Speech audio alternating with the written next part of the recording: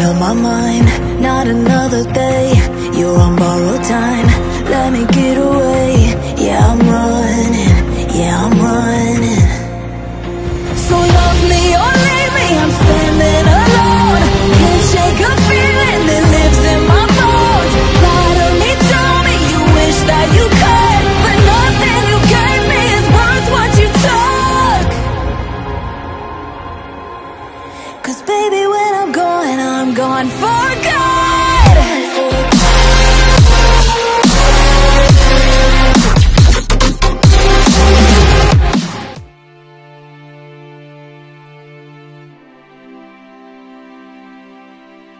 Melanjutkan dari kisah sebelumnya.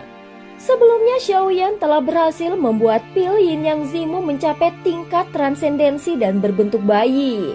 Xiaoyan juga memikirkan imbalan yang akan dia dapatkan dari nomor 7 setelah keberhasilannya. Meski tampak sederhana, benda-benda itu tetap memiliki nilai tersendiri.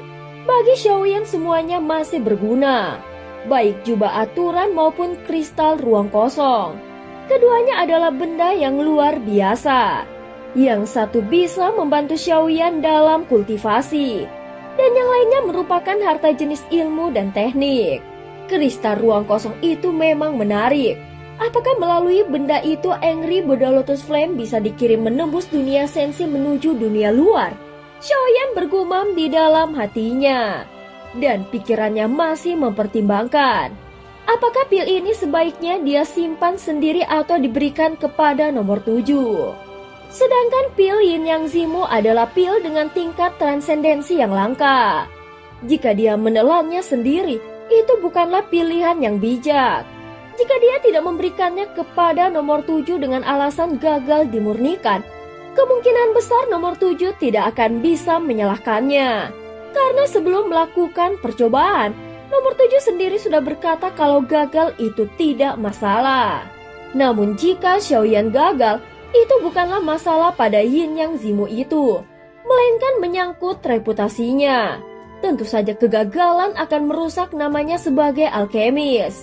Oleh karena itu dia tidak bisa begitu saja menipu nomor 7. Setelah memikirkan hal itu, Xiaoyan menyimpan pil Yin Yang Zimu lalu memasukkannya ke dalam kotak penyimpanannya.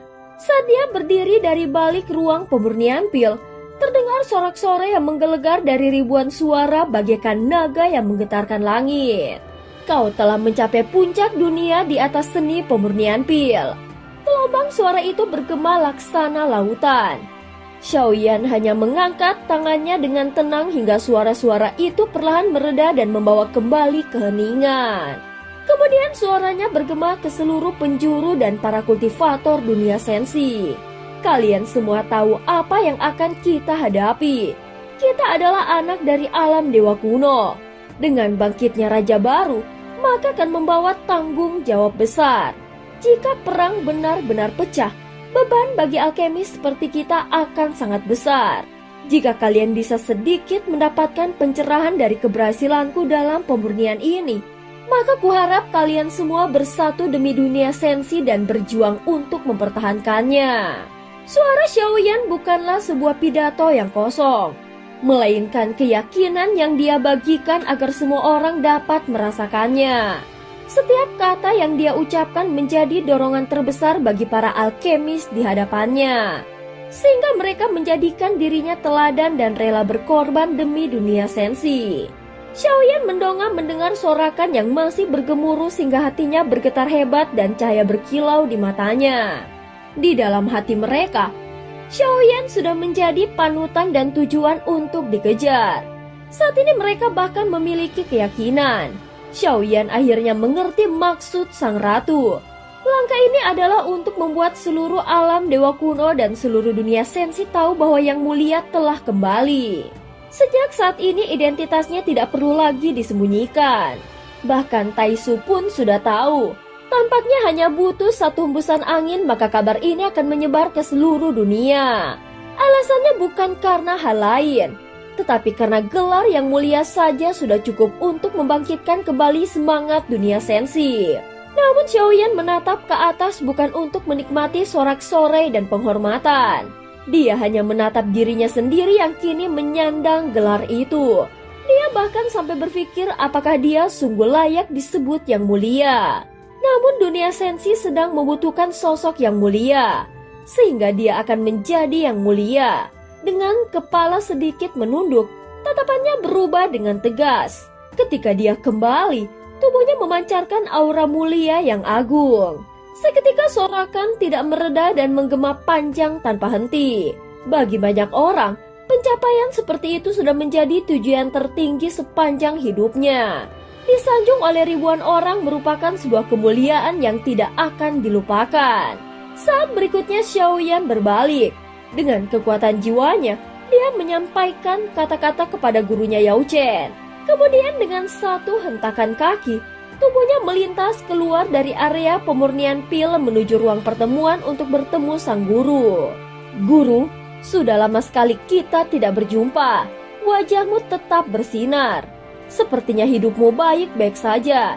Dengan senyum hangat, Xiaoyan sendiri menuangkan secangkir teh lalu dengan hormat menyerahkannya kepada Yao Chen. Dasar anak nakal, sudah sebesar ini masih saja memperhatikan gurumu. Hari-harimu di alam dewa kuno tenang dan tanpa ketakutan. Seharusnya itu sangat menyenangkan. Tetapi aku tahu semua perjalananmu penuh dengan badai. Kau pasti melewati banyak penderitaan, bukan? Yao Chen mengangkat cangkir teh yang diberikan muridnya lalu menyeruputnya perlahan. Aroma teh itu lembut, menenangkan tenggorokan dan menghangatkan hati. Ini adalah takdir muridmu, dan guru seharusnya sudah memahami. Setelah melewati tahun-tahun panjang ini, hal yang paling sulit untuk ditanggung hanyalah kesepian. Xiaoyan tersenyum tipis. Setelah itu dia juga perlahan meneguk tehnya. Yao Chen terdiam sejenak lalu ikut tersenyum. Jelas dia mengakui kebenaran ucapan Xiaoyan. Dulu aku hidup sendirian. Sekarang memang sudah punya 12 anak. Tetapi mereka semua sudah dewasa dan jarang pulang menemuiku. Sebenarnya aku tetap merasa kesepian. Yao Chen menghela nafas panjang sambil berkata. Mendengar ini Xiaoyan mengangguk pelan lalu menatap gurunya dengan serius. Guru, bukan hanya soal kemampuan atau bakat. Entah sebagai manusia maupun dewa, kita tetap harus melakukan sesuatu agar hidup ini tidak terasa terlalu sepi. Yao Chen tertawa ringan merespon apa yang dikatakan Xiaoyan. Memang benar kau ini masih sama seperti dulu, jujur dan polos. Kau melihat hidup ini begitu jelas dan masih saja mengajakku minum teh dengan hati yang tulus.